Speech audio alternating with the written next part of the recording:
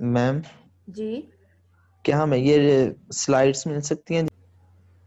अच्छा, आज आपका टॉपिक है वैन हूफ इक्वेशन। ठीक है, ये वैन हूफ जो है ये बेसिकली आपके पास जो है एक साइंटिस्ट था जिसका नाम था जैकब्स हेनरिकस वैन हूफ। ये जिस उस साइंटिस्ट का नाम है जिसने ये इक्वेशन प्रेजेंट की थी। ठीक है, उसके नाम पे इस इक्वेशन का नाम है आपके पास।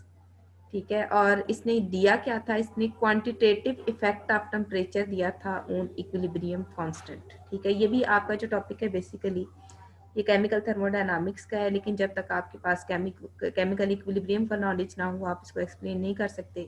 इसलिए ये जो आपके दोनों टॉपिक्स हैं, जैसे ये मैंने आपको लास्ट टाइम पढ़ाया था, एक रिलेशनशिप है आपके पास इक्विलिब्रियम कांस्टेंट और फ्री एनर्जी का, वो भी मैंने आपको इक्विलिब्रियम में पढ़ाया। और ये जो आपके पास quantitative effect of temperature on equilibrium constant है, ये आपका केमिकल इक्विलिब्रियम में भी एक आउटलाइंस में भी इंक्लूडेड है और ये केमिकल थर्मोडायनामिक्स में भी इंक्लूडेड है। लेकिन यहाँ पे मैंने सिर्फ इसलिए करवाया क्योंकि यहाँ पे आपके पास जो है वो केमिकल इक्विलिब्रियम और थर्मोडायनामिक्स दोनों का इनफ नॉलेज आ जाता है और आपके लिए इसको अंडरस्टैंड करना आसान हो जाता है। तो ये है कि आपके पास क्वांटिटेटिव इफेक्ट ऑफ टेम्परेचर है ऑन इक्विलिब्रियम कांस्टेंट। ठीक है, इससे पहले क्या हुआ था, ठीक है, आपने जो है वो पढ़ा था ली चैटलियर प्रिंसिपल। ठीक है, जिसमें आपने इफेक्ट ऑफ टेम्परेचर देखा था ऑन इक्विलिब्रियम कांस्टेंट। ठीक है, एक इफेक्ट ऑफ टेम्परेचर आपने देखा था इक्विलिब्रियम कांस्टेंट कहाँ पे, ली चैटलियर प्रिंसिपल में। और आपने क्या कंक्लूड किया था वहां पे कि अगर आप टेम्परेचर को रेज कर देते हैं, ठीक है, तो एंडोथर्मिक रिएक्शन होगा। एंडोथर्मिक फॉरवर्ड में है या रिवर्स में है, टेम्परेचर को रेज करने से एंडोथर्मिक रिएक्शन होगा। और नंबर 2 पे आपके पास क्या है कि अगर आप टेम्परेचर को फॉल करेंगे तो फॉरवर्ड में है या रिवर्स में है, आपके पास एक्सोथर्मिक रिएक्शन होगा। जैसे यहाँ पे आप देखें कि एंडोथर्मिक रिएक्शन का मतलब है कि वो रिएक्टेंट जो हीट को एब्जॉर्ब करने के बाद ब्रेक डाउन हो जाए। तो आप मुझे ये बताएं कि आपके पास कौन सा इस पूरे रिएक्शन के अंदर मॉलिक्यूल मौजूद है जो हीट को एब्जॉर्ब कर सकता है और ब्रेक डाउन हो सकता है।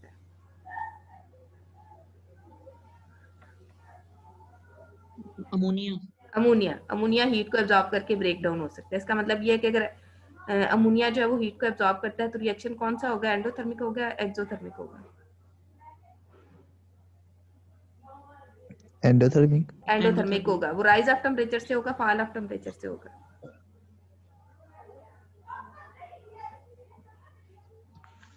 मैम किसका टेम्परेचर, सिस्टम का या सराउंडिंग का? पूरे सिस्टम का टेम्परेचर आप रेज करेंगे, ठीक है, तो आपके पास एंडोथर्मिक रिएक्शन होगा। आपने ये पॉइंट नोट करना है। और एंडोथर्मिक रिएक्शन जो है वो अमोनिया का ब्रेक डाउन है। ठीक है, तो आप मुझे ये बताएं कि अगर मैं टेम्परेचर को रेज करती हूँ, ठीक है, तो अमोनिया का ब्रेक डाउन होगा या अमोनिया की फॉर्मेशन होगी?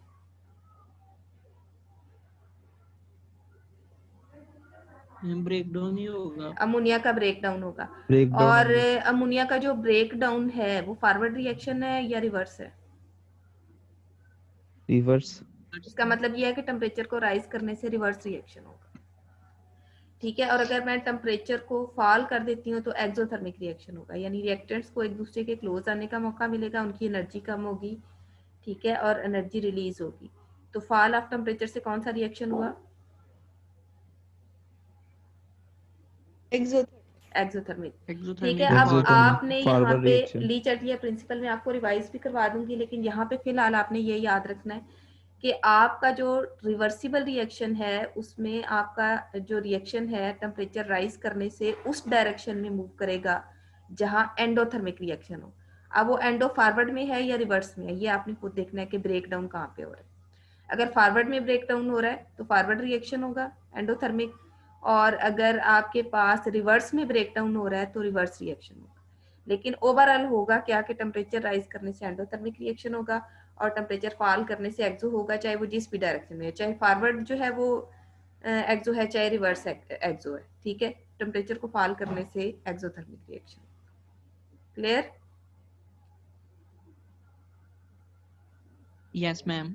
ठीक है, अब यहाँ पे आपने ये नोट कर लिया। अब इसके बाद हमने जो है वो इसका जो है वो एक वहाँ पे डीमेरिट देखा था। ये आपके पास क्वालिटेटिव स्टडी है। ठीक है, आपने फर्स्ट ईयर में पढ़ा होगा कि आपके पास जो एनालिसिस होती है वो दो किस्म की होती है, क्वालिटेटिव होती है और क्वांटिटेटिव होती है। क्वालिटेटिव एनालिसिस जो है वो क्वालिटी से मुतल्लिक है। जैसे आप कहते हैं ना, आप बाजार में कोई सूट खरीदने जाएं तो आप कहते हैं इसकी क्वालिटी अच्छी है, ठीक है, या इसकी क्वालिटी जो है वो सुपर है, या इसकी क्वालिटी जो है वो ब्रांडेड है। तो क्वालिटी का मतलब ये होता है कि आप सिर्फ एक चीज को देख के समथिंग डिटेक्ट कर रहे हैं। जैसे आप कपड़े को हाथ लगाते हैं तो आप कहते हैं इसकी क्वालिटी अच्छी है, आपने सिर्फ डिटेक्ट किया, ठीक है। अब कोई आपको जो है वो कोई एक फैब्रिक पकड़ा दे और आपसे पूछे कि क्वालिटी कितनी अच्छी है, तो बता सकते हैं? No ma'am. ये तो बता सकते हैं कि बहुत No, अच्छी ma'am. है या बहुत बुरी है, ठीक है, लेकिन आप उसके लिए उसको कोई फिगर नहीं दे सकते कि इसकी क्वालिटी क्या है, ठीक है। तो जैसे आपके पास वाटर है, कोई आपको कहता है आप इसका क्वालिटेटिव एनालिसिस करें, तो आप सिर्फ देखेंगे उसके अंदर कौन कौन से कंपोनेंट्स हैं, आप बताएंगे इसके अंदर हाइड्रोजन है और ऑक्सीजन है, ये उसका क्वालिटेटिव एनालिसिस है, ठीक है।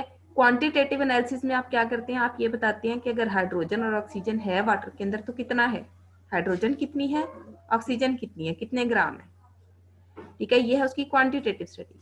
अब जो लीच एटियर प्रिंसिपल है उसका एक ड्रॉबैक ये है कि ये क्वालिटेटिव स्टडी है, ठीक है।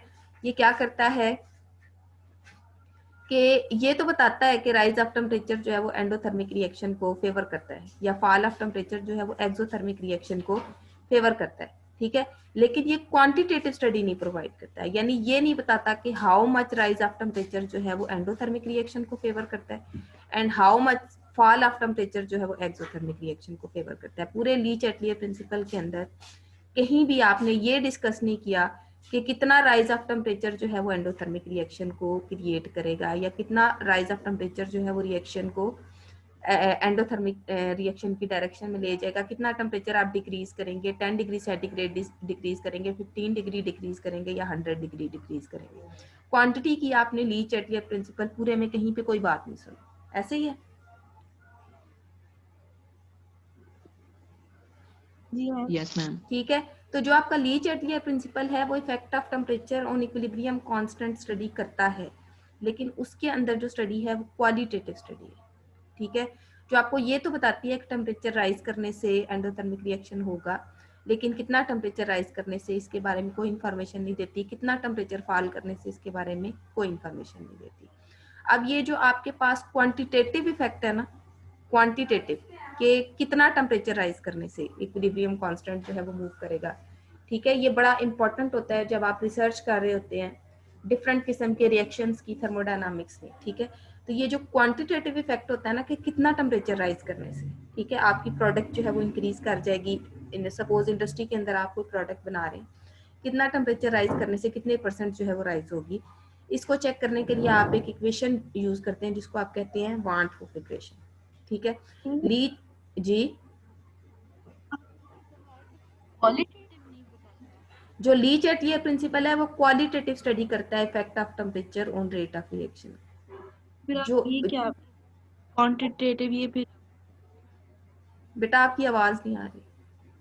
मैं कह रही हूँ फिर आपने ये क्यों नीचे लिखा है कि वो क्वांटिटेटिव इफेक्ट ऑफ टेम्परेचर वो भी क्यों डिस्क्राइब करता है? ये देखिए ना, लीच एटलियर प्रिंसिपल जो है ना, आपने कहा था ना कि वो क्वांटिटेटिव नहीं, क्वांटिटेटिव लीच एटलियर प्रिंसिपल नहीं बताता, क्वांटिटेटिव वैन हूफ इक्वेशन बताती है, ठीक है।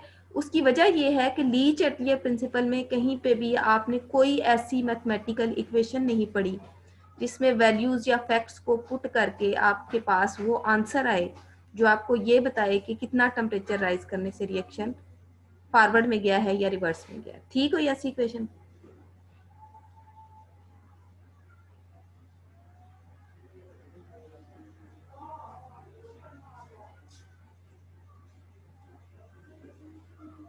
आवाज आ रही है?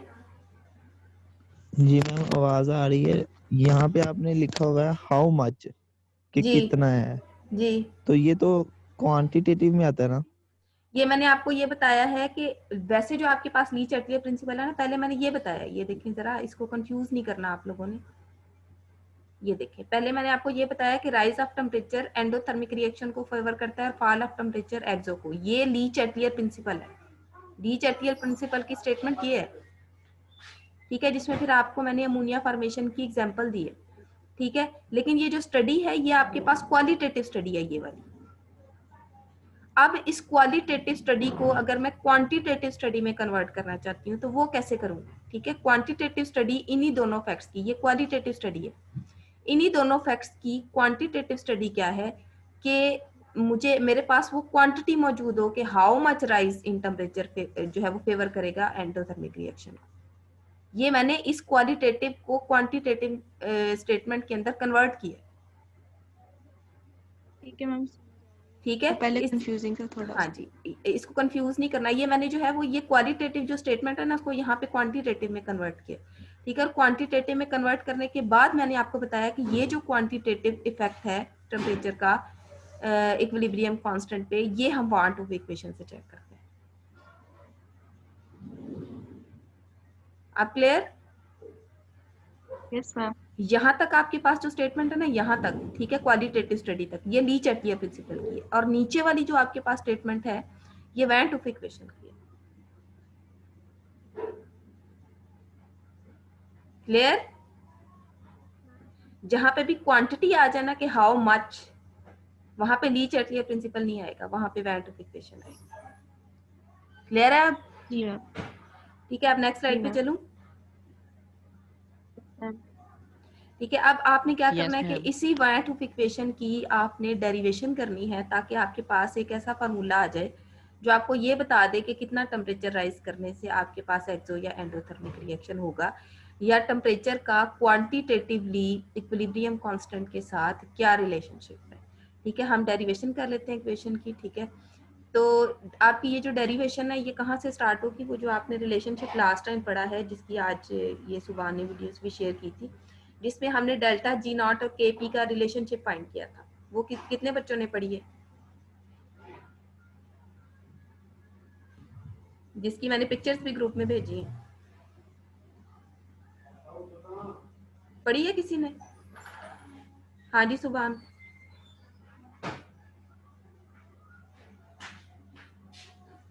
बोले सुभान।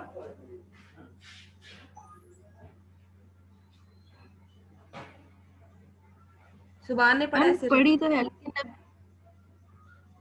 अच्छा, अगर पढ़ी है तो मुझे सिर्फ उसका फाइनल रिलेशनशिप बता दें, फाइनल आंसर क्या आया था, सिर्फ फाइनल आंसर बता दें। Delta G naught is equal to minus nRT into natural log of KP। KP, yes, ये जो उसका आंसर है ना, एक्चुअली जो आपके पास वांट की डेरिवेशन है उसके आंसर से स्टार्ट होती है, इसलिए मैं वो रिवाइज करवाना चाह रही थी। उसको एक दफा और से जो है वो देख लें, वो बड़ा इंपॉर्टेंट रिलेशनशिप है जिसकी आपने पहले डेरिवेशन की है, और आपकी वांट इक्वेशन इसके आंसर से स्टार्ट होती है। ठीक है, आपने ये जो डेल्टा जी नॉट और केपी का रिलेशनशिप जो है वो वहां पे स्टडी किया, सबसे पहले आपने वो लिखना है। ठीक है, वो लिख लिया आपने, ये उसका आंसर है। ठीक है, उसके बाद आपने क्या करना है कि आपने चेक करना है चेंज ऑफ केपी यानी इक्विलिब्रियम कांस्टेंट। ठीक है, हमने कहा था क्योंकि हम ये क्वांटिटेटिव स्टडी कर रहे हैं इक्विलिब्रियम कांस्टेंट की विद रिस्पेक्ट टू टेम्परेचर। ठीक है, तो अगर आप इस इक्विलिब्रियम कांस्टेंट की विद रिस्पेक्ट टू टेम्परेचर जो है वो चेंज की नेचर को स्टडी करना चाहते हैं, तो चेंज को स्टडी करने का मैथमेटिकली सबसे आसान तरीका ये है कि जिस भी फैक्टर का आपने चेंज नोट करना है उसको रिस्पेक्टिव फैक्टर के रिस्पेक्ट से जो है वो उसकी डेरिवेशन कर दें। यानी अगर मैंने के पी का टेम्परेचर के रिस्पेक्ट से जो है वो चेंज देखना है, तो मैं के पी को की टी के रिस्पेक्ट से डिफरेंशिएशन कर दूँ। ठीक है, वो कैसे आपके पास होती है, जैसे ये मैंने कैसे किया इसको differentiate with respect to T, ये देखें टी जो है वो रिलेटेड टू पी है। एक और चीज आपने याद रखनी है, पहले तो आपने ये याद रखना है कि जिस भी फैक्टर का आपने चेंज स्टडी करना है ना टेम्परेचर के रिस्पेक्ट से, आपने उसको टेम्परेचर के रिस्पेक्ट से डिफरेंशिएट करना है। लेकिन जो एक इम्पॉर्टेंट पॉइंट है वो आपने ये याद रखना है कि टेम्परेचर जो है उसका ताल्लुक प्रेशर से भी है। किसी बच्चे को वाटर का बॉइलिंग पॉइंट पता है कितना होता है?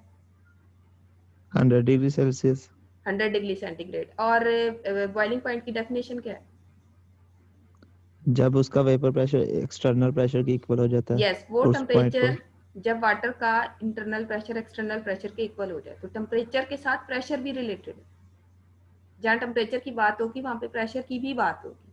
और फर्स्ट ईयर में आपने ये कहा था कि आपका जो टेम्परेचर है, ठीक है, वाटर का जो बॉइलिंग पॉइंट का टेम्परेचर है वो 100 डिग्री सेंटीग्रेड उस वक्त है जब प्रेशर 1 एटमॉस्फेयर। अगर आप प्रेशर को चेंज करते हैं, जैसे आपने पढ़ा था कि मरी हिल्स पे जाते हैं तो बॉइलिंग पॉइंट 98 डिग्री सेंटीग्रेड हो जाता है, क्योंकि वहाँ पे आपके पास जो एक्सटर्नल प्रेशर है वो कम हो जाता है, 1 एटमॉस्फेयर से कम हो जाता है। ठीक है, या आप जो है वो जैसे माउंट एवरेस्ट पे जाते हैं, वहां पे आपके पास एक्सटर्नल प्रेशर कम हो जाता है तो आपके पास बॉइलिंग पॉइंट भी चेंज हो जाता है। तो जो टेम्परेचर है उसका ताल्लुक प्रेशर के साथ भी है। ठीक है, अगर आप टेम्परेचर के रिस्पेक्ट से इस Kp का चेंज देख रहे हैं तो वहां पे प्रेशर भी इन्वॉल्व है कि नहीं है मैम। अगर प्रेशर इन्वॉल्व है तो कल हमने ये बात की थी कि अगर आपके पास दो वेरिएबल्स हैं, टेम्परेचर भी चेंज हो रहा है, प्रेशर भी चेंज हो रहा है, तो दोनों का चेंज एट अ टाइम नोट कर सकते हैं? No ma'am. नहीं, हमारे पास अगर दो वेरिएबल्स हैं तो हमने उसमें से एक को कांस्टेंट करना है, तब हमारे पास दूसरे का चेंज एक्यूरेट आएगा। दोनों को एट अ टाइम अगर आप दोनों का चेंज नोट करें तो आप जितना भी केयरफुली नोट करें, किसी एक के अंदर कोई ना कोई जो है वो फॉल्ट रह जाता है। अब आपने मेनली क्या करना है, इफेक्ट ऑफ टेम्परेचर चेक करना है इस इक्विलिब्रियम कांस्टेंट के ऊपर। तो टेम्परेचर को कांस्टेंट होना चाहिए, वेरिएबल होना चाहिए? कांस्टेंट। टेम्परेचर का जो है वो टेम्परेचर का इफेक्ट चेक करना है केपी पे, फिर तो ये तो वेरिएबल होना चाहिए फिर। इसको चेंज करेंगे तो इफेक्ट पता चलेगा ना, कम करके भी चेक करेंगे, ज्यादा करके भी चेक करेंगे। तो टी क्या होगा? प्रेशर को कांस्टेंट रखेंगे। प्रेशर को कांस्टेंट रखेंगे, क्योंकि आप इफेक्ट ऑफ टेम्परेचर चेक कर रहे हैं on equilibrium constant, not pressure. तो प्रेशर को हम कांस्टेंट कर देते हैं और टेम्परेचर को वेरिएबल कर देते हैं। पॉसिबल है? यस। ठीक है, तो अब ये जो नोट आपका था वो क्या हो गया कि क्योंकि टी जो है उसका ताल्लुक प्रेशर से भी है, तो अगर आपका टी चेंज हो रहा है तो पी जो है वो भी चेंज होगा। लेकिन दो वेरिएबल्स का चेंज जो है वो एट टाइम नोट नहीं किया जा सकता, इसलिए हम क्या करेंगे कि जब टी को चेंज कर रहे होंगे तो प्रेशर को क्या कर देंगे, कांस्टेंट। ठीक है, अब हमने क्या करना है, डेरिवेशन करनी है इस इक्वेशन की। ठीक है, with respect to temperature, differentiation हो जाएगी इस पूरी इक्वेशन की with respect to temperature at constant pressure. Clear? ये बड़ी इंपॉर्टेंट इक्वेशन है, इसको गौर से सुनना है आपने। अब आप टेम्परेचर को वेरी करेंगे इस इक्वेशन की, आप टेम्परेचर के रिस्पेक्ट से डिफरेंशिएशन करेंगे और प्रेशर को कांस्टेंट कर देंगे। क्लियर?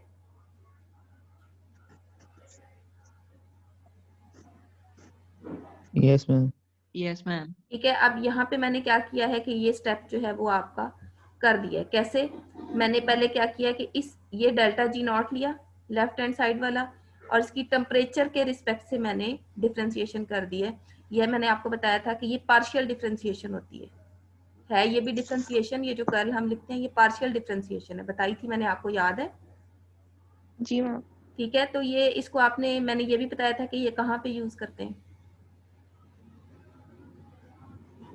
वेरी स्मॉल चेंज हो अगर आपके पास और सिस्टम के हर हिस्से में चेंज एक जैसा ना हो, तब आप क्या करते हैं, कंप्लीट डिफरेंशिएशन नहीं करते, पार्शियल करते हैं। क्योंकि जो कंप्लीट डिफरेंशिएशन होती है वो आइडियल सिस्टम के लिए होती है, आइडियल गैस के लिए होती है, और वो ये बताती है कि सिस्टम के एक हिस्से में होने वाला चेंज एग्जैक्टली दूसरे हिस्से जैसा है।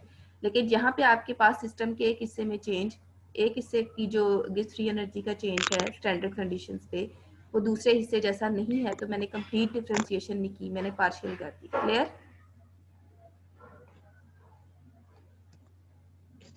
Yes ma'am. ठीक है, Yes, और ma'am. जो फैक्टर आपने कांस्टेंट लिया है पी, आपने इस तरह से ब्रैकेट लगा के वो नीचे इस तरह से करके लिखना जो कांस्टेंट फैक्टर है। यहाँ पे आपने कहा है ना कि प्रेशर कांस्टेंट है, तो आपने क्या करना है कि डिफरेंशिएशन करने के बाद ब्रैकेट के नीचे पी लिख देना छोटा सा। ठीक है क्लियर? मैम। अब हम क्या करते हैं कि लेफ्ट हैंड साइड को तो हमने डिफरेंशिएट कर दिया विद रिस्पेक्ट टू टी, अब हम राइट हैंड साइड को करते हैं।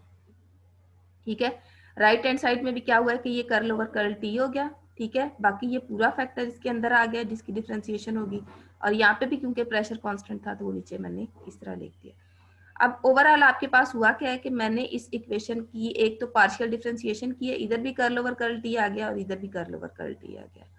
और दूसरा मैंने क्या किया है कि ये जो प्रेशर है जो कि आपका कांस्टेंट था, ये दोनों इक्वेशंस के अंदर इसका एक्सप्रेशन इंट्रोड्यूस कर दिया। अब इन दोनों बातों की समझ आ गई कि क्या चेंज हुआ है इस इक्वेशन के अंदर। ये रेड और ब्लू में जो मैंने शो किया है ये चेंज हुआ है इस इक्वेशन के अंदर। क्लियर? Yes ma'am. अच्छा, अब हम क्या करते हैं यस कि मैम। चेक करते हैं कि नेक्स्ट इसके अंदर जो है वो फर्दर क्या डेरिवेशन हो सकती है। अच्छा, ये आपके पास आ गई वो इक्वेशन जिसको आपने लास्ट स्टेप के अंदर डिराइव किया था, ठीक है।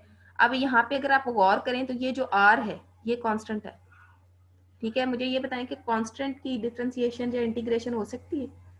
नो मैम, ठीक है, तो इसको क्या करना पड़ेगा? बाहर निकालना पड़ेगा डिफरेंशिएशन के साइन के, ठीक है। तो r को मैंने डिफरेंशियल इक्वेशन के बाहर लिख दिया, ठीक है। अब ये डिफरेंशियल अंदर है, यहाँ से मैंने r को निकाल लिया क्योंकि इसकी डिफरेंशिएशन नहीं हो सकती। क्लियर?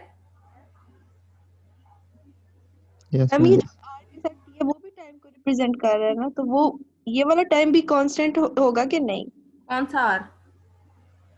वो r के कांस्टेंट साथ है। r जो है ना वो असल में उसने कैलकुलेट किया हुआ with respect to standard temperature and pressure. तो अगर आपके पास स्टैंडर्ड टेम्परेचर और प्रेशर है तो टेम्परेचर की r के लिए throughout value 25 degree centigrade है, उसका इस चीज के नहीं साथ मैम, उसका r इस के साथ जो जी r के भी साथ कांस्टेंट होगा। r के साथ कौन सा टेम्परेचर है? ये वाला t, इस t की बात कर रही हूँ। जी अच्छा, ये t जो है इसी t का तो आप इफेक्ट देख रहे हैं इस इक्विलिब्रियम कांस्टेंट पे, तो ये नहीं कांस्टेंट हो सकता, सिर्फ r कांस्टेंट होगा, ठीक है। ठीक है। अब हम नेक्स्ट क्या करते हैं, ये मैंने r बाहर निकाल लिया है, ठीक है। नेक्स्ट हमने क्या किया है कि ये r मैंने इस ब्रैकेट के बाहर निकाल दिया क्योंकि इसका कुछ हो ही नहीं सकता, ना डिफरेंशिएशन हो सकती है इसकी, ना इंटीग्रेशन हो सकती है, ना ये प्लस हो सकता है ना माइनस हो सकता है। इसको मैंने टोटली बाहर निकाल दिया। नेक्स्ट हम देखते हैं कि इसकी क्या पॉसिबिलिटी है। अब अगर आप गौर करें तो इस इक्वेशन के अंदर दो पार्ट्स हैं, एक तो t है और एक नेचुरल लॉग ऑफ kp है, ठीक है। और ये दोनों मल्टीप्लाई हो रहे हैं, ऐसे ही है।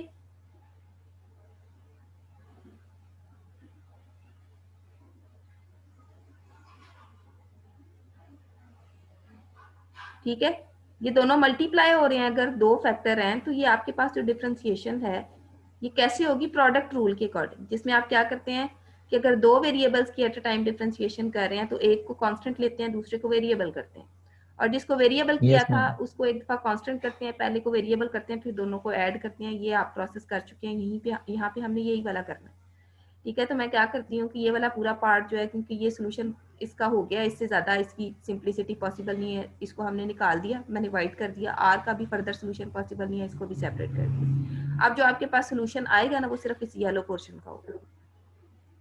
इसके ऊपर मैं लगाती हूँ प्रोडक्ट रूल, ठीक है। कैसे लगेगा इसके ऊपर प्रोडक्ट रूल आपके पास कि ये जो इक्वेशन है इसकी मैं करूँगी डिफरेंशिएशन, ठीक है। कैसे? पहले स्टेप में आपने क्या करना है कि t जो है उसको वेरिएबल कर देना है और kp को कर देना है कांस्टेंट।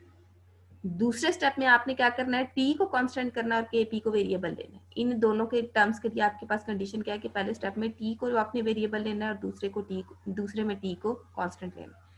जब t वेरिएबल होगा तो kp कांस्टेंट, और जब t कांस्टेंट होगा तो kp वेरिएबल। कैसे होगा ये आपके पास, ये दोनों स्टेप्स कैसे फॉलो होंगे आपके पास? ये देखें, यहाँ पे मैंने किया है पहला स्टेप कि मैंने t को वेरिएबल लिया, जिसको आपने वेरिएबल लेना है ना उसकी डिफरेंशिएशन करनी है। अगर आपने नेचुरल लॉग ऑफ के पी को कांस्टेंट ले लिया तो कांस्टेंट की डिफरेंशिएशन हो सकती है?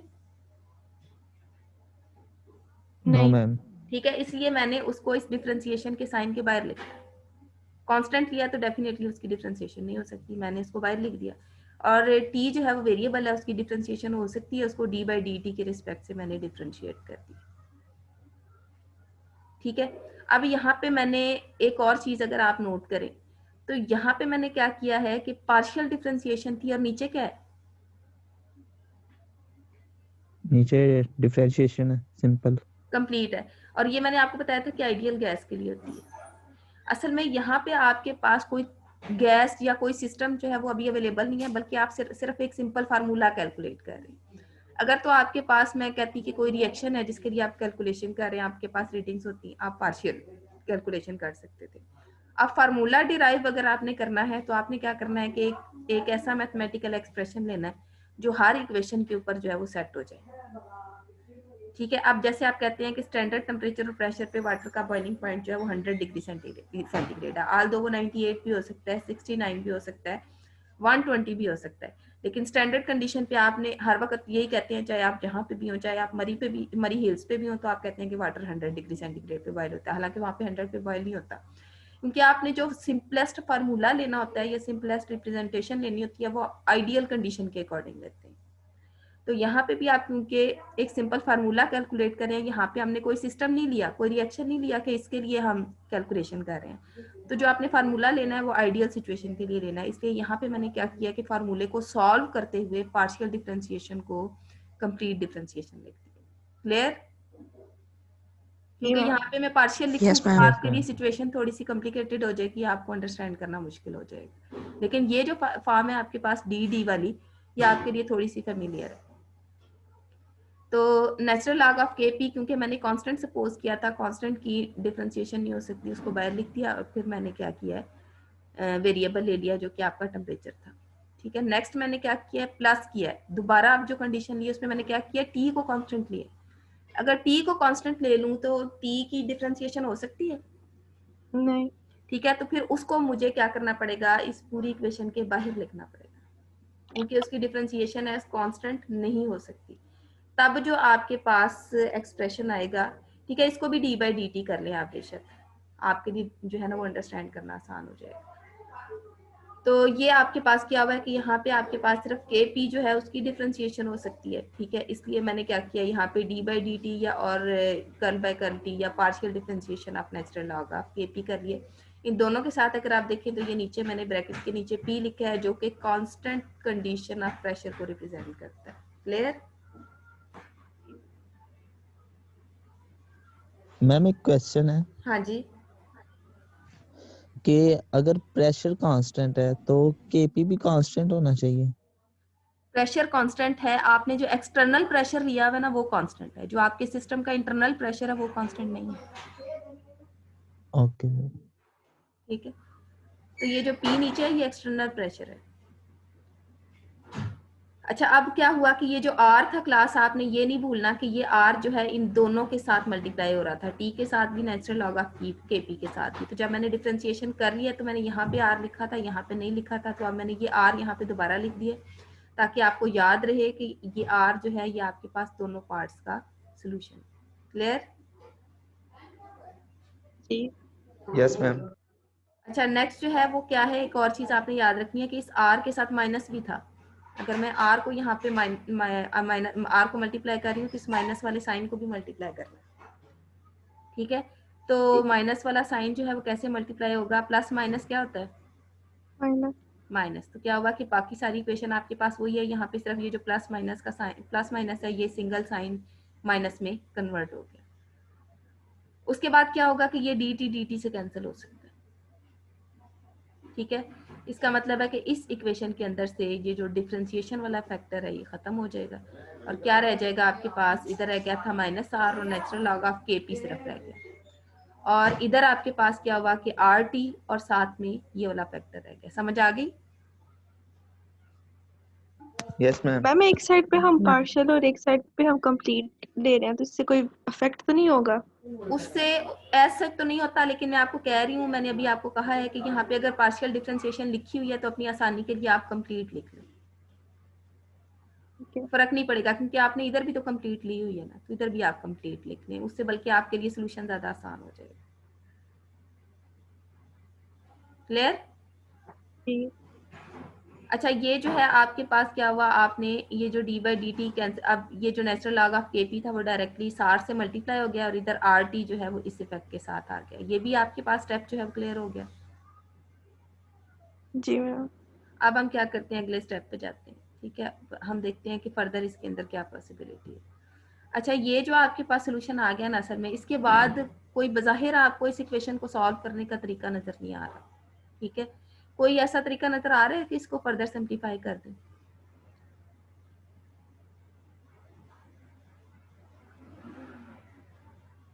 माइनस आर कॉमन ले लें बस। वो तो हमने पहले ही कॉमन लिया हुआ था, कॉमन लेके दोबारा मल्टीप्लाई किया, तो दोबारा कॉमन लेंगे तो वही वाली सिचुएशन बन जाएगी जो पहले थी। तो पिछले स्टेप पे तो वापस नहीं जाना हमने, तो आगे जाना। और कौन नहीं ले सकते कॉमन? एक दफा पहले कॉमन लिया हुआ था ना पीछे, जो दोबारा मल्टीप्लाई किया। तो दोबारा कॉमन लेंगे तो पिछले स्टेप पे जाएंगे, हमने तो अगले स्टेप पे जाना है।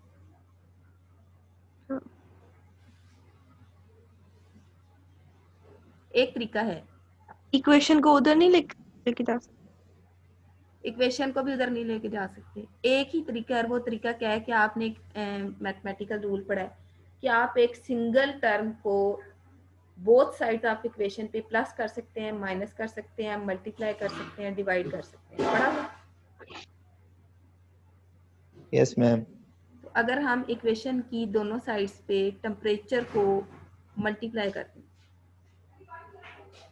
ठीक है, मैंने इधर भी टेम्परेचर को मल्टीप्लाई कर दिया, इधर भी टेम्परेचर को मल्टीप्लाई किया, इधर भी टेम्परेचर को मल्टीप्लाई किया, कर सकती हूँ।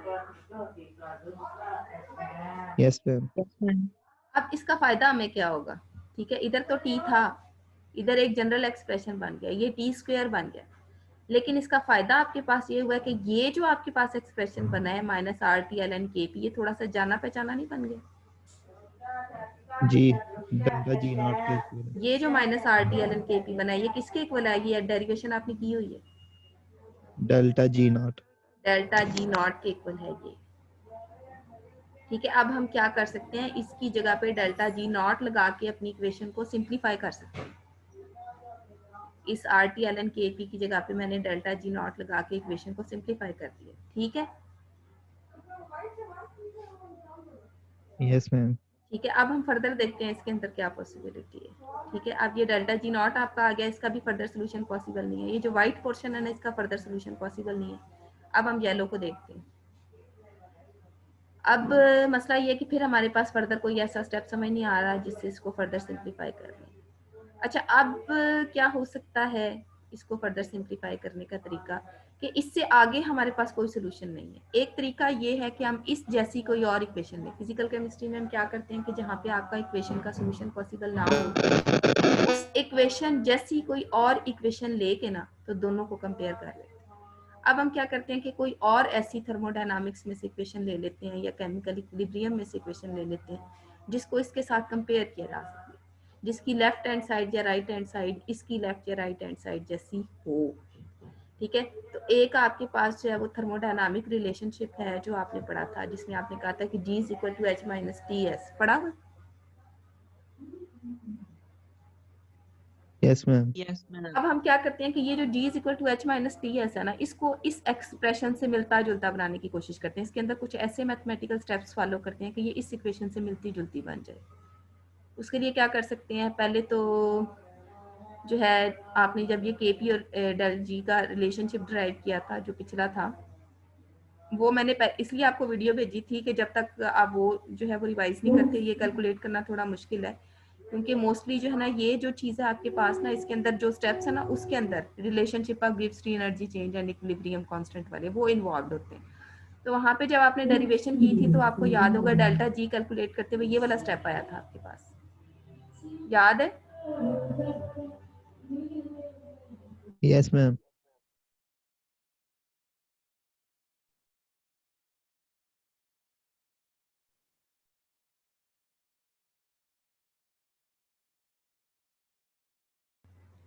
ठीक है, ये VDP माइनस SDT आया था आपके पास, याद आ गया? Yes ma'am.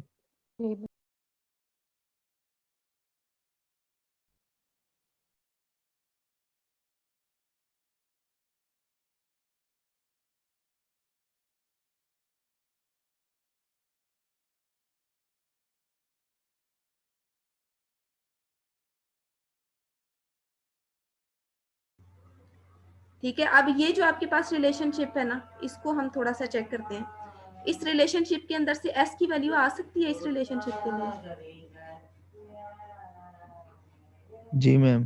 कैसे, हम थोड़ा सा चेक करते हैं इसको। इसमें आपने ये बात की थी कि दो वेरिएबल हैं dp और dt, ठीक है। तो टेम्परेचर और प्रेशर का चेंज अभी हमने बात की थी कि एट अ टाइम स्टडी नहीं हो सकता, तो हम क्या करते हैं यहाँ पे इस कंडीशन, वहाँ पे आपने टेम्परेचर कांस्टेंट लिया था पहले जो आपने कैलकुलेशन की थी, यहाँ पे हम क्या करते हैं प्रेशर को कांस्टेंट ले लेते हैं। प्रेशर को अगर आप कांस्टेंट लेते हैं, ठीक है, तो आपका dp क्या होगा, 0। इसका मतलब है कि जो वेरिएशन इन प्रेशर होगी वो 0 हो जाएगी। अगर इस 0 को मैं v से मल्टीप्लाई करूँ तो ये पूरी टर्म क्या हो जाएगी, जीरो हो जाएगी, एंड हो जाएगी। अब मेरे पास रह क्या जाएगा, सिर्फ माइनस एस डी टी। अगर मैं प्रेशर को कांस्टेंट कर देती हूँ तो मेरे पास सिर्फ माइनस एस डी टी रह जाएगा। ऐसे ही है। Yes, ma'am. अब ये मेरे पास आंसर आ गया Yes, प्रेशर को ma'am. कांस्टेंट लेने के बाद। अब इसमें से माइनस एस का आंसर निकल सकता है। कैसे? अगर इसमें से मैं माइनस एस डिराइव करती हूँ तो मेरे पास ये आएगा। और यहाँ पे मैंने कंप्लीट डिफरेंशिएशन को पार्शियल में इसलिए कन्वर्ट किया है क्योंकि जब दो चेंजेस आ जाते हैं आइडियल गैसेस के, तो जो आपके पास ओवरऑल चेंज होता है वो अनप्रिडिक्टेबल हो जाता है। ओवरऑल चेंज फिर आपके पास सेम नहीं रहता। जैसे ये डी और ये डी रिप्रेजेंट कर रहे हैं कि फ्री एनर्जी और टेम्परेचर में चेंज एक जैसा है, लेकिन जब दो चेंजेस को एट अ टाइम स्टडी करते हैं तो आपके पास एक्यूरेट रीडिंग आती नहीं, तो डेफिनेटली आपके पास दोनों पार्ट्स के अंदर एक जैसा चेंज नहीं होता। इसलिए यहाँ पे मैंने पार्शियल डिफरेंशिएशन लिखी है। ठीक है, हुआ क्या है इसमें, माइनस एस यही है, डी टी इधर मल्टीप्लाई हो रहा था, इधर आके डिवाइड हुआ है, लेकिन दो चेंजेस को एट अ टाइम स्टडी करने की वजह से आपके पास ओवरऑल जो चेंज है वो यूनिफॉर्म नहीं रहा, इसलिए वो कंप्लीट से पार्शियल डिफरेंशिएशन की फॉर्म में लिखा हुआ है। प्रेशर कांस्टेंट था तो मैंने यहाँ पे लिखा। क्लियर? Yes, ma'am. अब हम इसको जो है वो फर्दर चेक करते हैं। ठीक है, अब अगर आप इसको देखें तो ये यहाँ पे एस की जगह आ सकता है क्योंकि ये एस की वैल्यू है, लेकिन फर्क क्या है कि ये अगर माइनस है ना तो आपको पता है कि प्लस और माइनस को मल्टीप्लाई करें तो माइनस आता है। इसका मतलब है कि ये जो टी और एस है इन दोनों में से एक वैल्यू के साथ प्लस है और एक के साथ माइनस है, तभी ये आपके पास ओवरऑल माइनस आया है। ऐसे ही है, अगर मैं दोनों को माइनस लूं कि माइनस टी भी माइनस है और एस भी माइनस है तो फिर तो यहाँ पे प्लस आना चाहिए था। ठीक है, अगर यहाँ पे माइनस आया तो इसका मतलब है कि एक के साथ प्लस है एक के साथ माइनस है। तो आपको क्या करना पड़ेगा कि एस को अगर आप प्लस सपोज कर रहे हैं और टी को माइनस सपोज कर रहे हैं तो ये जो माइनस एस है पहले तो इसको प्लस एस में कन्वर्ट करना पड़ेगा। कैसे कर सकते हैं कि इक्वेशन को इस एस की जगह पे इस एस की वैल्यू को इंसर्ट करने के लिए क्या करेंगे आप, ये जो एस है इसको पॉजिटिव फॉर्म में कन्वर्ट करेंगे। कैसे कन्वर्ट करेंगे, इक्वेशन की दोनों साइड्स को यहाँ पे आप माइनस से मल्टीप्लाई करेंगे। माइनस से मल्टीप्लाई करेंगे तो इधर भी माइनस इधर भी माइनस, माइनस माइनस यहाँ पे प्लस हो जाएगा और प्लस जहाँ पे कुछ नहीं होता प्लस होता है, प्लस माइनस माइनस। इसका मतलब है कि आपके पास एस की वैल्यू आ गई है जो माइनस के साथ आई है। अब मैं क्या कर सकती हूँ, इस एस की वैल्यू को इस एस की जगह पुट कर सकती हूँ। पुट करूँ तो मेरे पास ये एस इस एस से रिप्लेस होने के बाद ये फॉर्म ले लेगा, आ जाएगा ऐसे। ठीक है, अब ये मल्टीप्लाई हो रहा है टी के साथ लेकिन माइनस के साथ।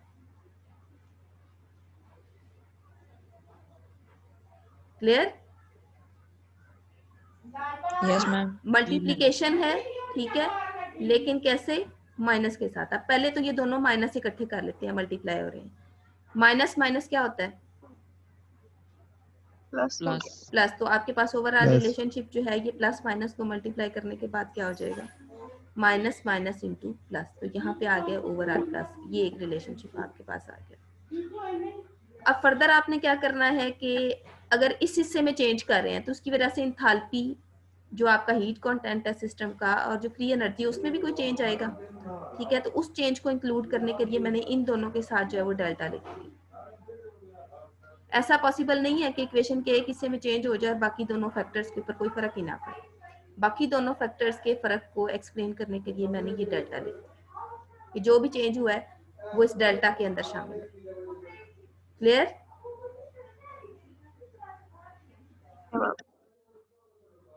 ठीक है, एक तो डेल्टा मैंने इसलिए लिया कि आपका जो जितना भी चेंज है सिस्टम का वो इंक्लूड हो जाए। दूसरा ये आपने कहा था कि ये आप वो जो वन ऑफ इक्वेशन का एक आंसर आया था आपके पास जिसका फर्दर सोल्यूशन नहीं आ रहा था, तो आपने कहा था कि हमने इससे मिलती जुलती इक्वेशन बनानी है। तो वहां पे भी जी के साथ डेल्टा है, इसलिए हमने कहा था कि हमने वो मैथमेटिकल स्टेप्स करने हैं जिसमें ये इक्वेशन उस जैसी बन जाए, इसलिए भी मैंने इसके साथ डेल्टा लिया। क्लियर? जी मैम। अब हम क्या करते हैं, आगे चेक करते हैं इसको। ठीक है, मेरे पास ये फॉर्म आ गई। ठीक है, अब इसको मैंने क्या करना है कि दोबारा उस इक्वेशन के साथ कंपेयर करना है। ये वो वैन ऑफ इक्वेशन का स्टेप था जिसके लिए हम इसको कंपेरेबल बनाना चाहते थे। अब ये इक्वेशन कुछ इस इक्वेशन से मिलती जुलती बन गई है। जी मैम, थोड़ी थोड़ी मिल रही है। अब हम क्या करेंगे, इसके अंदर कुछ और स्टेप्स करते हैं कि ये इस जैसी हो जाए। अब आप ये देखें तो इस इक्वेशन और इस इक्वेशन में मेन डिफरेंस ये है कि यहाँ पे डेल्टा जी को अगर आप देखें और यहाँ पे डेल्टा जी को देखें तो इसने क्या किया हुआ है, डेल्टा जी लिया हुआ है स्टैंडर्ड कंडीशंस। ठीक है, ये जो नॉट का साइन है ना ऊपर छोटा सा बबल बना, ये बताता है कि आपने जो कुछ भी लिया है वो स्टैंडर्ड कंडीशंस पे लिया है, यानी स्टैंडर्ड टेम्परेचर पे और स्टैंडर्ड प्रेशर पे। स्टैंडर्ड टेम्परेचर आपके पास 25 डिग्री सेंटीग्रेड है और स्टैंडर्ड प्रेशर जो है वो आपके पास 1 एटमॉस्फेयर। ठीक है, तो सबसे पहले तो हम क्या करते हैं कि ये वाली जो इक्वेशन है ना इसको भी स्टैंडर्ड टेम्परेचर और प्रेशर पे ले लेते हैं, यानी 25 डिग्री सेंटीग्रेड पे और 1 एटमॉस्फेरिक प्रेशर पे करूं तो क्या होगा कि इन सब के साथ भी बबल आ जाएगा जैसे इनके साथ आया हुआ। कोई और मिलती जुलती हो गई है इससे? जी मैम। अब कोई जी और मैम, ऐसा स्टेप, हो रही हाँ जी, कोई और स्टेप फॉलो करते हैं कि ये इससे ऐसी हो जाए। यहाँ पे देखें डेल्टा जी नॉट की with respect to T differentiation हुई हुई है, यहाँ पे भी कर लें, जी डिफरेंशिएशन कर लेते हैं विद जी रिस्पेक्ट मैम टू कर टी। लें। ठीक है, करते हैं तो क्या हो जाएगा, ये फॉर्म बन जाएगी। ठीक है, मेरे पास ये फॉर्म जब बन गई, ठीक है, मैंने क्या किया, इस डेल्टा जी नॉट की भी डिफरेंशिएशन कर दी। ठीक है, ये आपका डेल्टा एच नॉट था, इसको मैंने स्टैंडर्ड कंडीशन पे लिया, फिर कर्ल ओवर कर्ल टी जो है वो इसका कर दिया। ठीक है, एट कांस्टेंट प्रेशर। ठीक है, ये मेरे पास क्या आ गया है यहाँ पे delta G not minus delta H not. असल में ना इसके दरमियान में एक स्टेप और है क्लास, आप वो ना खुद से थोड़ा सा सॉल्व करके कर लीजिएगा, शायद मेरे से मिस हो गया। असल में होता ही है कि जब हम इसकी डिफरेंशिएशन कर देते हैं ना with respect to delta T, तो आपने क्या करना होता है कि इक्वेशन की एक साइड पे जो स्टेप करना होता है वो दूसरी साइड पे भी करना होता है, पता है? हाँ जी ठीक है, तो इक्वेशन जी की मैम। एक साइड पे जो स्टेप है अगर मैं वो इक्वेशन की दूसरी साइड पे भी करती हूँ तो क्या होगा कि इसकी हो जाएगी आपके पास differentiation with respect to T, ये आपके पास आ जाएगा स्टैंडर्ड कंडीशन पे और ये आपके पास आ जाएगा स्टैंडर्ड प्रेशर पे। तो मैंने इसकी डिफरेंशिएशन की, इसकी पहले से डिफरेंशिएशन थी। ठीक है, ये स्टैंडर्ड कंडीशन पे आ गया, तो ये वाली जो इक्वेशन की साइड है ना असल में वो मेरे पास एग्जैक्टली ये वाली इस साइड जैसी हो जाएगी। ये वाली साइड मेरे पास एग्जैक्टली इस साइड जैसी हो जाएगी अगर मैं इसकी भी डिफरेंशिएशन कर दूं with respect to T at constant pressure और फिर इसको टी से मल्टीप्लाई भी कर दूं। ठीक है, टी से मल्टीप्लाई करूंगी तो क्या होगा, पहले स्टेप में तो मैंने क्या किया, दोनों की डिफरेंशिएशन करनी है विद रिस्पेक्ट टू टी और दूसरे स्टेप में पूरी इक्वेशन को टी से मल्टीप्लाई करना है ताकि इस जैसी बन जाए। ठीक है, मैम कंफ्यूजन हो रही है। असल में ना एक स्टेप यहाँ से मिसिंग हो गया, या तो मैं आपके लिए वो जो है ना वो कर देती हूँ। यहाँ पे अगर आप देखें, ठीक है, इसकी पहले स्टेप में ये डिफरेंशिएशन हुई,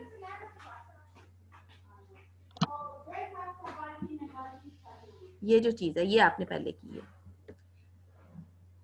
इसके लिए अगर मैं डिफरेंशिएशन करती हूँ, रीअरेंजमेंट आपने डिफरेंशिएशन करने के बाद करनी है।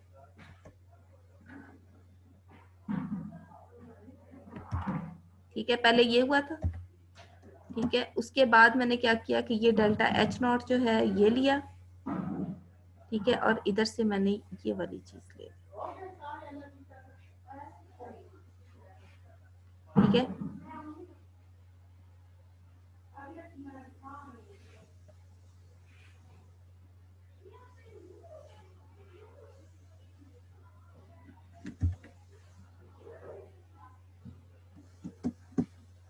अब अगर आप इसको देखें तो शायद आपके लिए समझना आसान हो जाए इसको।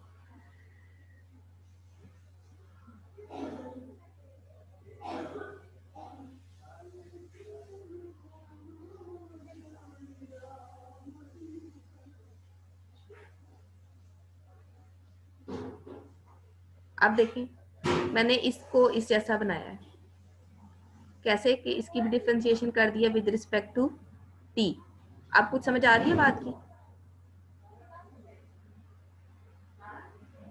जी मैम जी मैम। इसकी डिफरेंशिएशन कर दिया with respect to T at constant pressure P.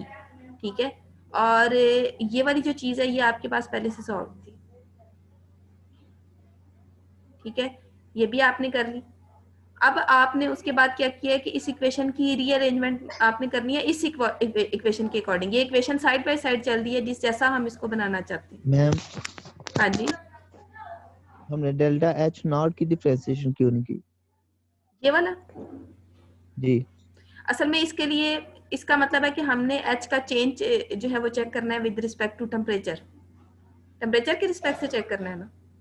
जी जी अब असल में क्या है कि टेम्परेचर जो है उसकी इस बबल के अकॉर्डिंग क्या वैल्यू है? 25 25 टेम्परेचर अगर मैंने लिया हुआ है तो वो कांस्टेंट है या वेरिएबल है? कांस्टेंट है। कांस्टेंट की डिफरेंशिएशन हो सकती है या नहीं हो सकती?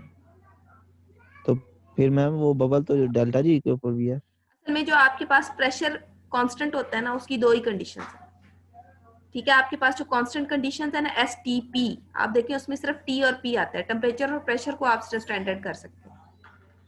डेल्टा G के लिए कोई स्टैंडर्ड वैल्यू आप इंट्रोड्यूस नहीं कर सकते, उसके अंदर वेरिएशन होती है। लेकिन जो आपका STP है ना, ठीक है, ये आपने लिया हुआ है STP पे, टेम्परेचर कांस्टेंट है और जो आपका प्रेशर कांस्टेंट है वो सॉलिड कांस्टेंट कंडीशंस है, उसके अंदर फर्दर वेरिएशन पॉसिबल नहीं है। तो मैम स्टैंडर्ड टेम्परेचर और प्रेशर जो है वो तो डेल्टा एच के लिए भी वही है, वो डेल्टा जी के लिए भी वही है। तो हम उसकी डिफरेंशिएशन कर रहे हैं लेकिन डेल्टा एच की क्यों नहीं कर रहे? डेल्टा एच आपकी वो कंडीशन है, वो स्टैंडर्ड इंथैल्पी है जो कि इस रिएक्शन की होगी जब आपकी फ्री एनर्जी चेंज होगी।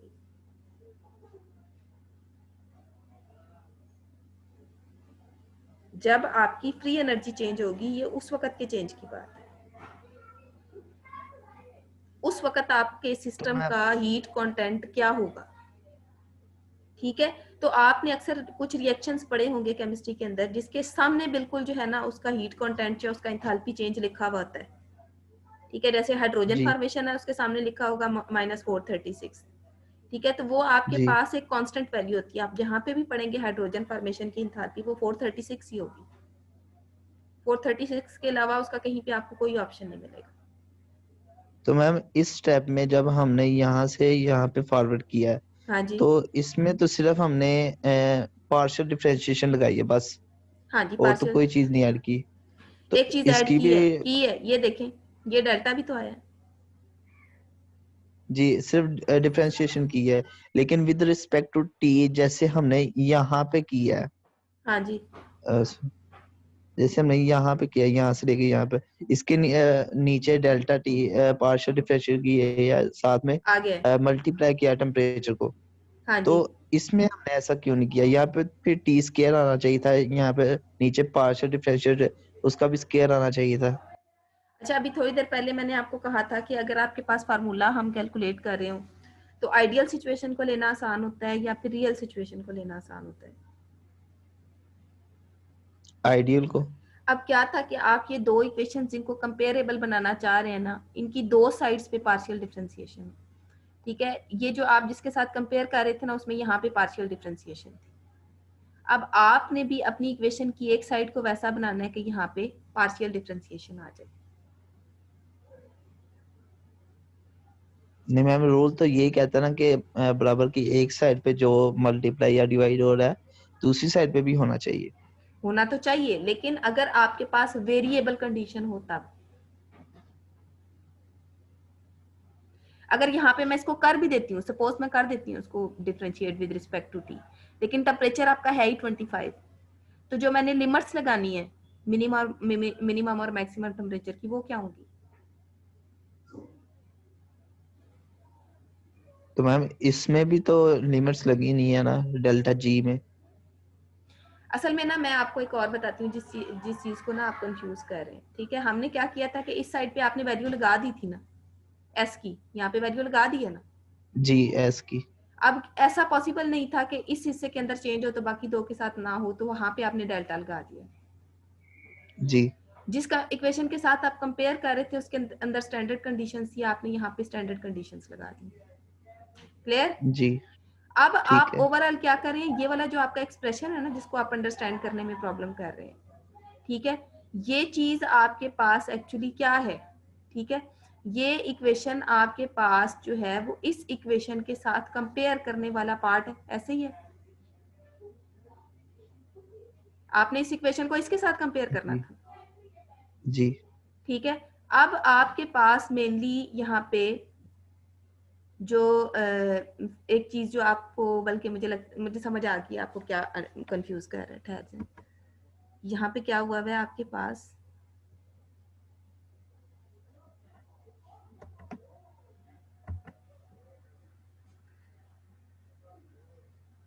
यहाँ पे आपके पास ये चीज है,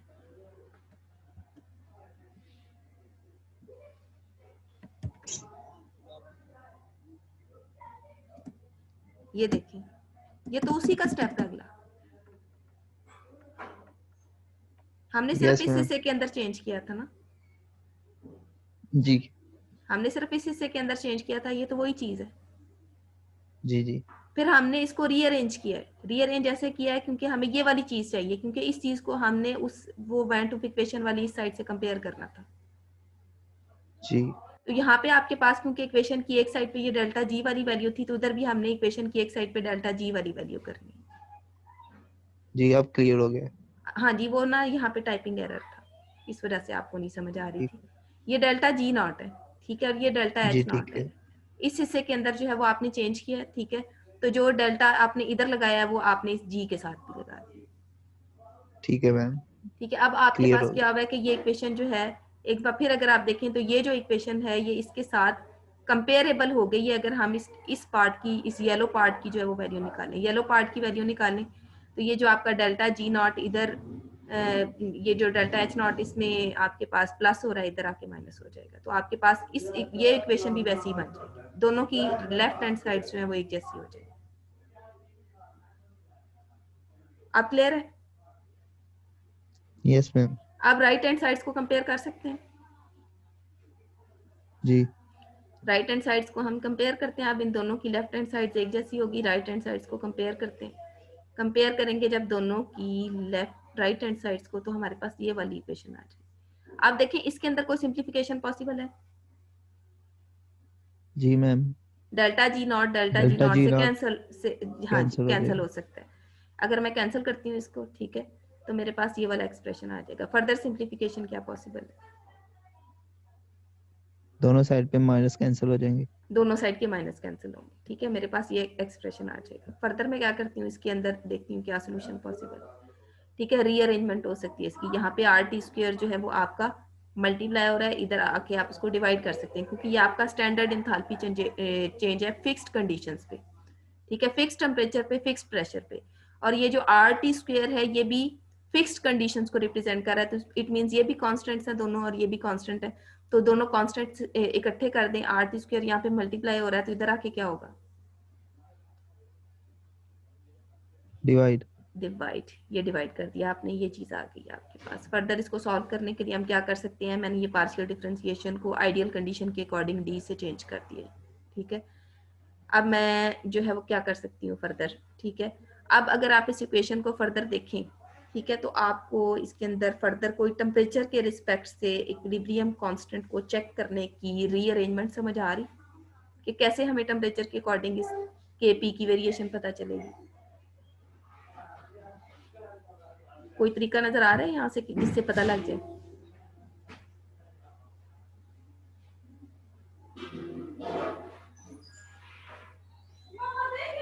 नहीं पता है मसला क्या है? ये भी टी है और ये भी टी है, तो किस टी के रिस्पेक्ट से देखें, ये अंडरस्टैंड करना मुश्किल है। तो हम क्या करते हैं कि जो इस जी। कंफ्यूजन को खत्म करने के लिए दोनों जो टी है, यानी जो दोनों टेम्परेचर, हमको इकट्ठा कर देते हैं इक्वेशन की एक साइड पे। जैसे यहाँ पे आपके पास डी टी डिवाइड हो रहा है ना, उसको मैं इधर ले आऊं तो क्या हो जाएगा?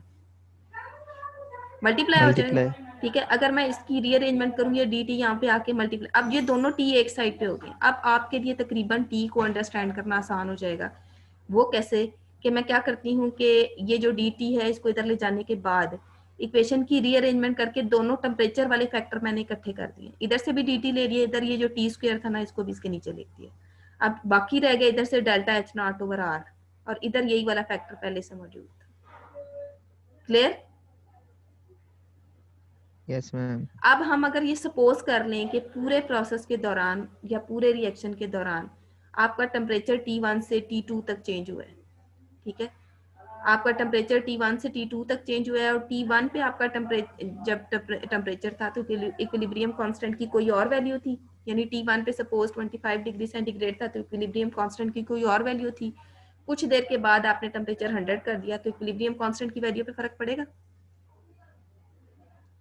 Yes, ma'am. ये जाहिर है कि वो एक्सो एंडोथर्मिक रिएक्शन जो है उनका एक्सचेंज होगा, फ्लो होगा, दोबारा रीसेटिंग होगी, तो उस दौरान इक्विलिब्रियम कांस्टेंट भी चेंज हो जाएगा। तो इसका मतलब ये है कि हर टेम्परेचर पे इक्विलिब्रियम कांस्टेंट की कोई और वैल्यू होगी। तो हम सपोज कर लेते हैं कि टेम्परेचर T1 से T2 तक चेंज हुआ है और Kp जो है वो Kp1 से Kp2 तक चेंज हुआ है। अब इन दोनों चेंजेस को रिप्रेजेंट करने का बेस्ट मेथड ये है कि इक्वेशन की दोनों साइड्स पे इंटीग्रेशन कर दें। इंटीग्रेशन करूंगी तो डेल्टा एच नॉट भी कांस्टेंट है, आर भी कांस्टेंट है, इन दोनों पार्ट्स की डिफरेंस इंटीग्रेशन नहीं हो सकती, इसको इंटीग्रेशन के साइन के बाहर लिखा है मैंने। जो पार्ट वेरी हो रहा है आपका वो टी है, तो टी वाले दोनों फैक्टर मैंने इंटीग्रेशन के अंदर लिखे। समझ आ गई? ठीक है। और टेम्परेचर आप कह देते हैं कि आपका T1 से T2 तक चेंज हुआ है। ठीक है, टेम्परेचर आपका T1 से T2 तक चेंज हुआ है। क्लियर?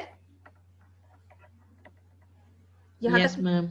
अब हम देखते हैं कि लेफ्ट हैंड Yes, साइड पे ma'am. क्या हुआ है टेम्परेचर चेंज करने से। ठीक है, आपका प्रेशर चेंज हुआ है Kp1 से Kp2 तक। ठीक है, जब आपका टेम्परेचर T1 था तो आपका जो Kp था वो Kp1 था, और जब आपका टेम्परेचर T2 है तो जो आपका Kp है वो Kp2 हो गया। क्लियर? Yes, ma'am. अब हम फर्दर देखते हैं इसके अंदर क्या होगा। ठीक है, अब ये जो Kp1 है ये आपके पास इक्विलिब्रियम कांस्टेंट की वैल्यू है T1 पे, और जो Kp2 है ये आपके पास इक्विलिब्रियम कांस्टेंट की वैल्यू है T2 पे। ठीक है, अब मैंने क्या किया कि यहाँ पे इस पूरे पार्ट की जो है वो मैंने क्या कर दी है, इंटीग्रेशन। अब पहले तो हम क्या करते हैं कि इस पार्ट की ऐसे हमारे पास इंटीग्रेशन हो नहीं सकती, जैसे आपने केमिकल काइनेटिक्स में की थी ना, थोड़ा सा इसको सिंप्लीफाई कर देते हैं, जैसे आपने सेकंड ऑर्डर रिएक्शन के अंदर की थी। ये टी स्क्वायर अगर मैं ऊपर लेके जाऊँ ना, यहाँ पे पावर प्लस में है तो ऊपर जाके क्या हो जाएगी, माइनस में। माइनस में, T-2। ठीक है, dt, और ये वाला पार्ट आपके पास ऐसे ही जो अभी हमने इसका कुछ भी अभी सोल्यूशन नहीं निकाला, सिर्फ हम पहले इसको सिंप्लीफाई कर रहे हैं। T+2 था, ऊपर जाके -2 हो गया, बाकी सारी इक्वेशन वही है। ठीक है, उसके बाद आपने इंटीग्रेशन को सॉल्व करने का क्या तरीका निकाला था, वहां पे भी आपने केमिकल काइनेटिक्स में कि ये पावर है अगर, तो पावर के अंदर +1 करना है, और जो पावर बनेगी उसी को डिवाइड भी करना है पूरी इक्वेशन पे। याद है ये वाला स्टेप? यस Yes, ठीक ma'am. है, ये आपने कर दिया।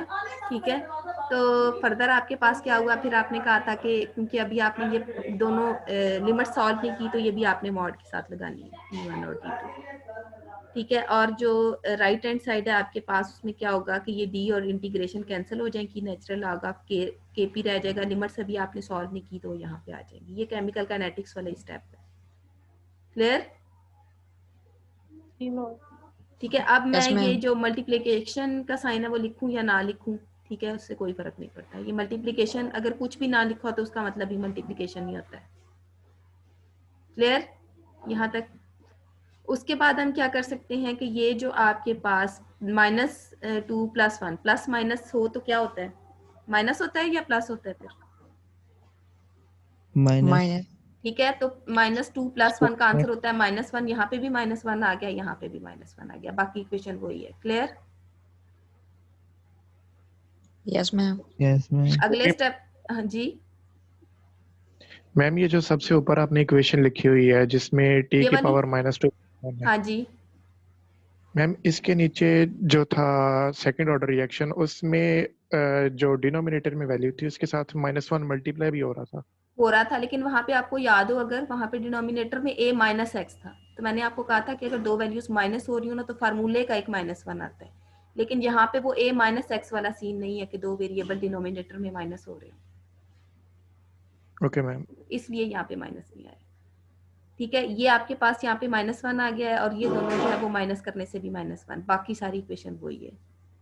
ठीक है, फिर हम फर्दर सिंप्लीफाई इसको कैसे कर सकते, असल में लिमिट्स लगाने से पहले वहां पे भी आपको याद होगा कि हमें as much as possible simplification करते हैं। ठीक है, तो अब फर्दर सिंप्लीफिकेशन इसकी कैसे हो सकती है कि मैं ये जो t -1 है उसको ऊपर से नीचे लेके आऊँ तो +t हो जाएगा, ये पावर प्लस में आ जाएगी। जी मैम। ठीक है, तो +1 पावर आप लिखें या ना लिखें कोई फर्क नहीं पड़ता, इसलिए अब क्या मैं इसको ऐसे भी सिंप्लीफाई करके लिख सकती हूँ कि -1/t।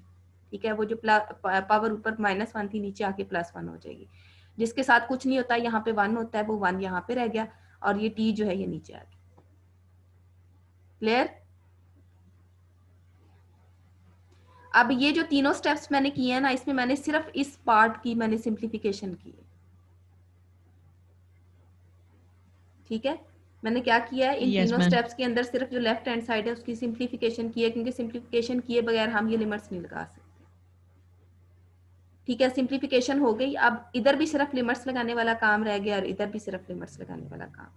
अब मैं क्या करती हूँ, एक दफा -1/t में जो t है उसकी जगह पे अपर लिमिट लगाऊंगी लिमिट्स लगाने में, एक दफा अपर लिमिट और एक दफा -1/t के साथ लोअर लिमिट।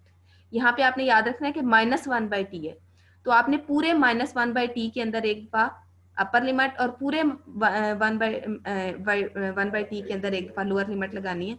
और इस माइनस को इग्नोर नहीं करना, इस माइनस को इग्नोर नहीं करना। ये वाला फार्मूले का माइनस है और ये वाला माइनस आपने इस पूरे पार्ट का लिया हुआ है। अगर आप इनमें से कोई एक भी माइनस जो है वो मिस करेंगे तो आपका आंसर गलत हो जाएगा। बात की समझ आ रही है? जी मैम। Yes. -1/t पूरा का पूरा जो है उसके अंदर एक दफा आपने अपर लिमिट लगानी है और एक दफा लोअर लिमिट लगानी है और फिर आपने इन दोनों को माइनस करना है। तो ये वाला जो माइनस है आपके पास ये फार्मूले का माइनस है और ये वाला जो माइनस है और ये वाला माइनस है ये मैंने यहां से लिया। ठीक है, अब ये माइनस और माइनस मल्टीप्लाई हो तो क्या हो जाता है, दो माइनस प्लस। इकट्ठे हो जाएं तो उनको पहले तो मल्टीप्लाई करते हैं आप। ठीक है, पहले तो ये मैंने यहाँ पे राइट हैंड साइड पे मैंने क्या किया, kp की जगह पे एक दफा kp2 और एक दफा kp1 आ गया माइनस में। इसकी तो समझ आ गई है, इसमें तो कोई मेरा ख्याल ऐसी बात नहीं है, समझ आ गई है जी इसकी? मैम। ठीक है, इस साइड पे आपने सिर्फ थोड़ा सा अंडरस्टैंड करना है कि माइनस को आपने थोड़ा सा केयरफुली डील करना है। पहले ये दोनों माइनस इकट्ठे कर लें, माइनस माइनस क्या होता है, Plus. प्लस। ठीक है, दोनों माइनस मैंने सॉल्व किए, प्लस हो गया। ठीक है, अब मजीद भी इसको सिंप्लीफाई कर सकते हैं। वो कैसे कि मैं प्लस वाली वैल्यू पहले लिख लूं, माइनस वाली बाद में लिख लूं, कोई फर्क पड़ेगा? No ma'am. ठीक है, सुबान को पहले बिठा दें या अवैस को पहले बिठा दें, कोई फर्क तो नहीं पड़ता। ठीक है, तो अब ये जिसके साथ प्लस है उसको हम पहले लिख देते हैं इस वैल्यू को, और जिसके साथ माइनस है उसको बाद में लिख देते हैं। फायदा सिर्फ ये होगा कि आपकी इक्वेशन सिंपल हो जाएगी। ठीक है, अब मैंने क्या किया कि रीअरेंजमेंट किया, कैसे प्लस को पहले, प्लस वाली वैल्यू पहले लिख दिया, माइनस वाली बाद में, delta H naught over R के साथ ये प्लस वाली आ गई और ये माइनस वाली। और जब आप वैल्यू को एक जगह से दूसरी जगह ट्रांसफर करते हैं तो उसके पहले जो साइन होता है उस साइन समेत ट्रांसफर करते हैं। जिसका साइन प्लस था, प्लस को आप लिखें या ना लिखें कोई फर्क नहीं पड़ता, लेकिन माइनस को आपने लिखना। क्लियर?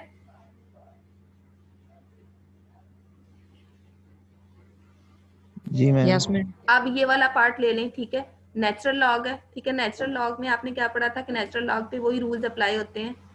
ठीक है, जो आपके पास कॉमन लॉग पे होते हैं। तो जो लॉगरिथम का रूल है, अगर वो मैं राइट हैंड साइड पे लगाऊं तो अगर लॉग में दो वैल्यूज माइनस हो रही हैं तो उसको कैसे लिखते हैं, डिवीजन में लिख सकते हैं, डिवीजन में। जी मैम। ठीक है, डिवीजन में हो गया। अब अगर आप इस पूरे पार्ट को देखें, ठीक है, आप बताएं कौन सा ऐसा स्टेप रह गया है किस जगह पे जिससे फर्दर इसकी सिंप्लीफिकेशन हो सकती है। आपने मोस्ट सिंप्लीफाइड फॉर्म तक जाना है। एलसीएम ले सकते हैं आप एलसीएम बोल ले के। सकते हैं, यस एलसीएम ले सकते हैं। हम क्या करते हैं, इस इक्वेशन के पार्ट का एलसीएम ले लेते हैं। ठीक है, मैंने जो है वो फर्दर सिंप्लीफिकेशन के लिए क्या किया, एलसीएम ले लिया है लेफ्ट हैंड साइड पे।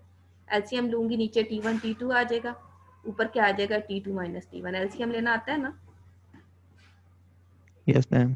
सॉल्व करना Yes, भी ma'am. आता है। ठीक है, ये वाली इक्वेशन जो है, ये जो राइट हैंड साइड है इस पे तो फर्दर सिंप्लीफिकेशन पॉसिबल नहीं है, ये एज इट इज लगेगा। ठीक है, अब आपके पास ये जो इक्वेशन आ गई है, ठीक है, अगर मैं इसको इस तरह लिखूं या इस तरह लिखूं, यानी लेफ्ट हैंड साइड को राइट पे लिखूं या राइट को लेफ्ट पे लिखूं, कोई फर्क पड़ता है? क्योंकि है तो दोनों इक्वल ही। जी मैम। ठीक है, तो अब ये वाली जो आपके पास इक्वेशन आई है ना, एक्चुअली ये वाली, ठीक है, ये आपके पास क्या है, ये आपके पास वैन टूफ इक्वेशन क्या है, ये वैन टूफ इक्वेशन है आपके वैन। पास। आपने ये जो इतनी लंबी डेरिवेशन की है ना, वो इस एक्सप्रेशन तक पहुंचने के लिए की है। ठीक है, अब इस इक्वेशन का मतलब क्या है, ये जो इतनी लंबी डेरिवेशन आपने की है, क्या पर्पज है इसका? ठीक है, एक तो आपने ये याद रखना है कि अगर न्यूमेरिकल आ जाए तो आप इसको कॉमन लॉग में कन्वर्ट कर सकते हैं, 2.303 मल्टीप्लाई हो जाएगा, नेचुरल लॉग कॉमन में कन्वर्ट हो जाएगा, बाकी इक्वेशन वही देगी। ये तो आपको स्टेप याद होगा, वहां से याद है? जी मैम। ठीक है, किया हमने ये क्यों है, इसका कंक्लूजन भी हम देख लेते हैं।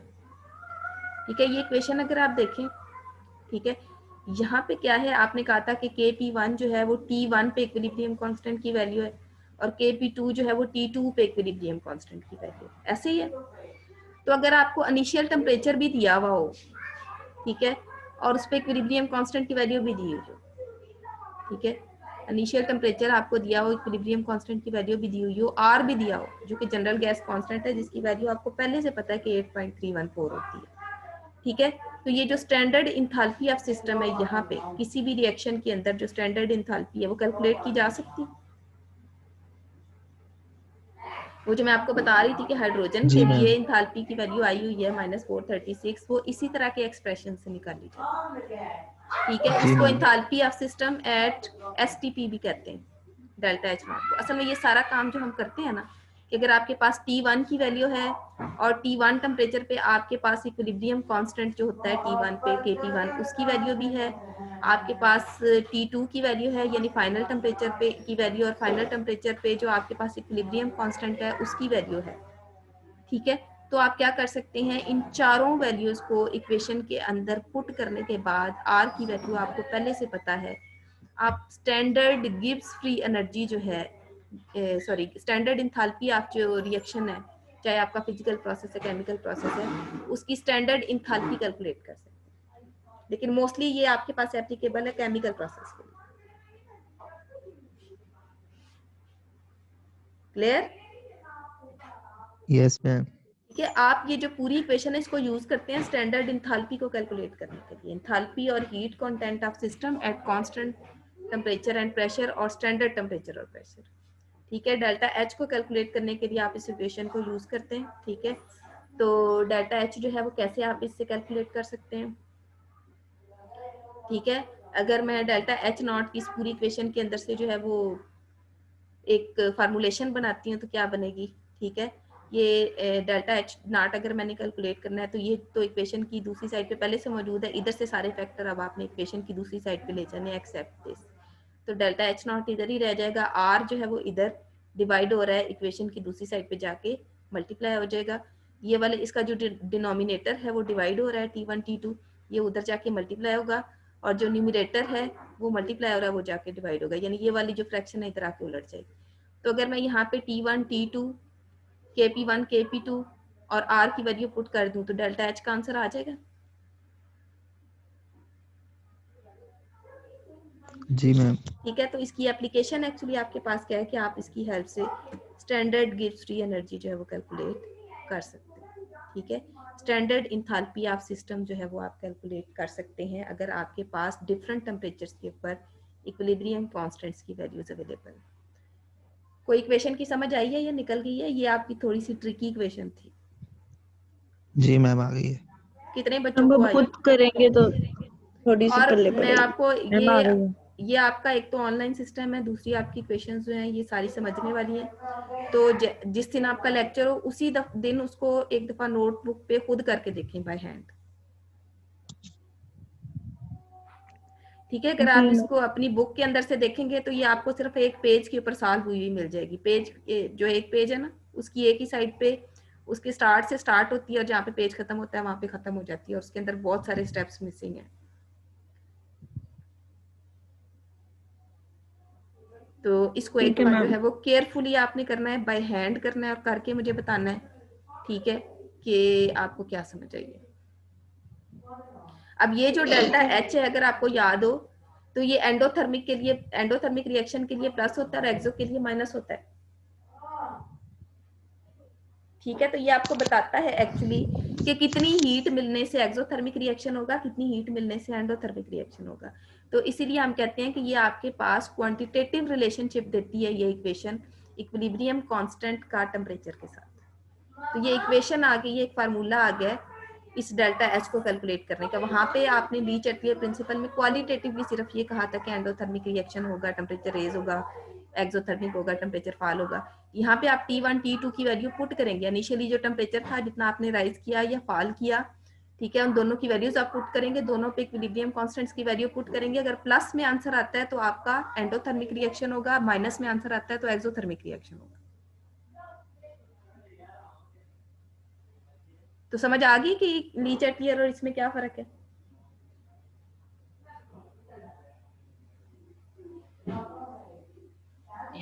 Yes ma'am. ठीक है, तो ये आपका जो लेक्चर है आज का यहाँ तक था। इसको आपने जो है वो बहुत केयरफुली जो है वो सुनना है। मैं रिकॉर्डिंग अभी जो है वो शेयर कर देती हूँ